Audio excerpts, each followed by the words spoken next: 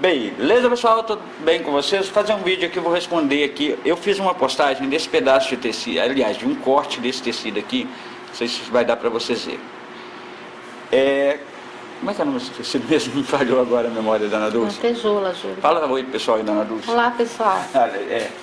Então a gente tem esse tecido aqui, tem muita gente pegando esse tipo de tecido para poder fazer em produção.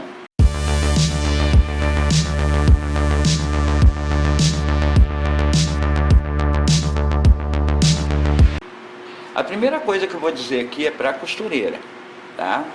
Seguinte, esse tipo de tecido, esse aqui ainda consegue ser pior que esse aqui, tá? Porque esse aqui tem uma grande quantidade de lantejola acumulada, uma sobre a outra, né, dona Lúcia? E esse aqui já tem elas mais espaçadas. Bom, é um problema para muita costureira, e esse é o tipo de peça que é um pouco mais caro para se produzir. Isso aqui é uma peça de noite, então isso não é uma peça, isso não é um tecido para produção. Tá? Então eu fiz uma postagem na página falando sobre esse tecido, porque uma amiga veio daqui do canal, pegou acho que 200 peças para poder fazer, a dona Dulce estava se matando na produção. Certo. E ela veio me pedir uma dica. Eu disse o seguinte para ela, ela estava fechando esse tipo de tecido, eu vou fazer essa ilustração no final, tá? Fechando esse tipo de tecido na overlock? Na overlock. Também eu tive dicas de pessoas para poder rebater a lantejola, mas isso não adianta muito não, gente. Ela vai quebrar muita agulha mesmo. Então não é uma peça para produção, é uma peça para produção lenta. A costura desse tecido, normalmente, ela é feita com um outro tecido embaixo, tá? Ou seja, um forro. Só que tem muita modelista que às vezes faz uma peça e corta uma produção e manda para uma costureira. E tem casos, às vezes, em que a pessoa casa um outro tecido como esse aqui, que já tem pouca amarração. E aí o que pode ocorrer com esse tipo de tecido? Pode ficar a peça pronta, mas no final ela vai acabar perdendo em qualidade. Então a única máquina que vai costurar, na minha opinião, se alguém tiver alguma outra ideia aí, que passe para nós. Mas para deixar com qualidade e coisa primeira, não é uma produção corrida, né, dona Dulce? Não. Eu mesmo tive uma experiência muito triste com um que tinha menos lantejola que isso, que é com a dona Irene. Você lembra que eu peguei um lote de 5.000 peças para fazer? Sim. Foi difícil. Na overlock, gente, nesse caso aqui, essa lantejola aqui parece um vidrinho. Essa aqui é mais plástico, tá? Na overlock, o que é? Primeira, por que não deve costurar ele na overlock? Primeira, que quando você faz o fechamento dele aqui, eu vou fazer uma ilustração para vocês no final, o que acontece? A peça fica até pronta. Ela quebra a agulha, mas fica pronta. Só que acontece duas coisas. Quando uma agulha bate aqui em cima, às vezes tem 2, 3 dessa aqui, ela vai sair, ela vai entortar, vai bater no looper, perigoso quebrar a tua máquina. Segunda coisa, a peça não dá qualidade pelo seguinte, porque ela vai acontecer a seguinte situação. Você tem 2 fios, que esses fios da overlock são vários fios juntos. Aí ele vai ficar, essa própria lantejola, quando a pessoa vestir e forçar, vai arrebentar. Se você tiver um tecido fino como esse aqui, não vai ter durabilidade a peça. Então isso é a dica que vai para as modelistas. Eu evito de casar esse tipo de tecido em viscose, por exemplo, que estica e aí a pessoa vai passando e vai arrebentando. Com o tempo ela arrebenta, né, dona Lúcia? Porque corta, né? Corta tudo. E quanto à quebra de agulha, teve gente que fala, mas aí usa agulha X, tem uma agulha especial para isso. Não tem, toda agulha é aço. Ou é aço, ou tem uma ponta diferenciada, às vezes uma banhada com mais dureza, ou às vezes uma ponta cerâmica. E para esse tecido, aço, gente, quebra. Não tem condição. Aço é aço por quebrar. Se a agulha não quebrar, ela vai te danificar a máquina. Então, eu não tenho uma solução para isso, a não ser falar com vocês. Costurem na reta. Costurem sempre com camadas de forro.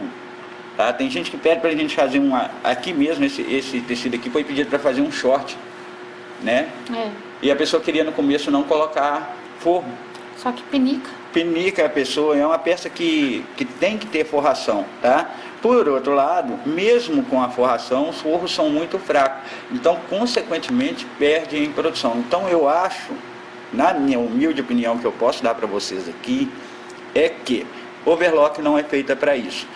Primeira, por danificar muita agulha. Segunda, a faca que trabalha nisso aqui, vocês têm que trocar rapidinho. Se você não tem experiência, né, numa troca de faca, numa coisa assim, saiba, ela vai estragar a faca uma atrás da outra, né, dona Dulce? É o tempo todo. É o tempo todo. Terminar a produção e já tem que trocar. Trocar a faca. Então, são uma produção muito mais cara. Outra coisa, não vai ter qualidade. Apesar dele ter uma elasticidadezinha, tá? Mas no overlock já não dá para Já fazer não dá isso, para poder fazer isso. Fica grosseira a costura. Fica grosseiro, fica horroroso, mesmo com forro. Então, eu tive, no canal, eu tive várias pessoas comentando, falaram, no canal não, na página. Rebate isso aqui com martelo. Só que se você rebate aqui, você acaba com a camada de baixo do tecido, aí você perde em qualidade. E mesmo assim, eu acho que não é uma solução viável. Segunda coisa que eu digo, que eles me falaram, olha, ponha um viés. Indiferente de você colocar uma outra camada, vai ficar melhor para você costurar, porque a costura não vai correr. Porque se você dobrar esse tecido sobre esse, na hora que o transporte começar a correr, ele vai correr. Então é o seguinte, não vai ficar legal. Tem que ter o forro? Tem que ter o forro, tá? Teve gente que falou comigo, olha, Júlio, põe viés, eu só costuro com viés. Não, tem peças que não dá para poder fazer isso. Depende muito do que foi pedido, né? Tudo depende do tipo de peça que foi pedido. E isso aqui é uma coisa para modelista pensar na hora de criar a peça com isso. A gente faz vestidos com isso, faz short com isso, esse aqui deu blazer, esse aqui tem um vestido até cortado lá na página dele, eu vim aqui só para pegar isso. Só que é o seguinte, não tem uma solução quanto à quebra de agulha. O único conselho que eu dou é usar uma agulha mais fina, uma agulha em torno de 65, mais possibilidade de passar aqui. Colocar uma agulha mais grossa vai estragar o tecido aqui, tá? Então uma agulha aí de 65 no máximo para costurar isso, né, dona Dulce? Até 70, né, Ju? Abaixo, eu acho que muito fina também, dependendo do coisa vai quebrar mais rápido. Vai quebrar mais rápido. Vai quebrar mais rápido. Só que muito grossa vai estragar também. Então é um tecido complicado para poder fazer. A pessoa tem que estar disposta a perder a agulha, porque vai perder. Vai perder. E não é para produção. Se você vai pegar isso aqui para produção, então tem gente que pega e faz assim, vamos misturar isso aqui com uma viscose, fazer só um ombro de viscose, só uma manga desse tecido. Dor de cabeça, não é? A questão toda é que eles olham muito... Deixa eu segurar para você. A Dulce é de cameraman. A questão toda é que eles estão olhando muito o valor que está se pagando na peça, mas não faz o cálculo de quantas agulhas vai quebrar por peça. Isso.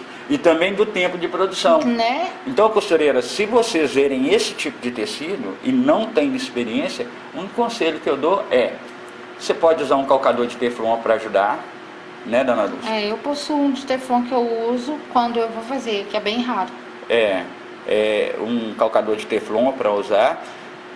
Essa peça tem que ter forro, tá? Não dá para você poder... Apesar do tecido ser lindo, você fala assim, vou só jogar por cima. Porque ela é transparente, né? Não, mas a transparência tem coisas que nem é igual aqui, né? É transparente. Mas isso aqui é uma peça de sobreposição, então não tem... É uma peça de sobreposição aqui, só que aí ela vai ficar pegando, tá? Ela tem que ter forro. Tem que ter forro. É uma peça que quanto mais camada você coloca, mais agulhas você vai quebrar.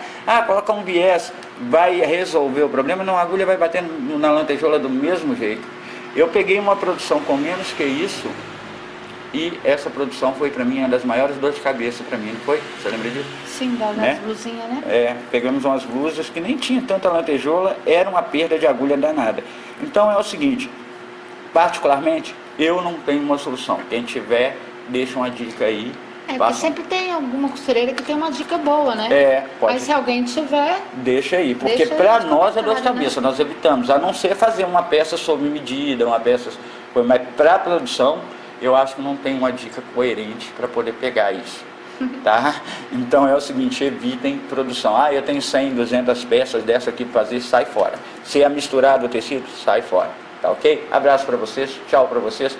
Eu vou passar ela ali na over só para mostrar para vocês aqui e depois eu vou mostrar ela na reta. Mas acho que não tem nem necessidade, né, Dana? Acho que não. Não, né? Não. Você não quer que passe na tua over? Então tá queimar minha faquinha. Vai queimar a faca. Gente, estraga, força a máquina. Eu tô costurando isso aqui. Se eu costurar com aquilo ali, acabou com a minha faca. Então tá bom, não vou passar na over, gente. Eu passo na minha lá, tá? Isso. Tchau.